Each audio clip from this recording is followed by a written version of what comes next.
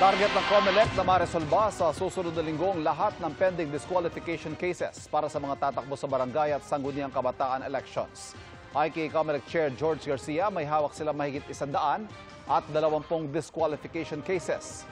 Bago raw dumating ang araw na eleksyon sa October 30, magtatanggal na sila ng mga pangalan ng mga disqualified. Wala rin anyang problema sakaling hindi agad maresolba mga kaso kahit tapos na ang botohan dahil may kapangyarihan ng COMELEC na hindi muna magproklama. Tiniyak din ng COMELEC na hindi mababakante ang pwesto sakaling maharap sa diskwalifikasyon ang nanalong kandidato. Mga kapuso, patuloy na tumutok sa mga balita. Mag-subscribe sa GMA Integrated News sa YouTube. Sa mga kapuso abroad, samahan nyo kami sa GMA Pinoy TV at sa www.gmanews.tv.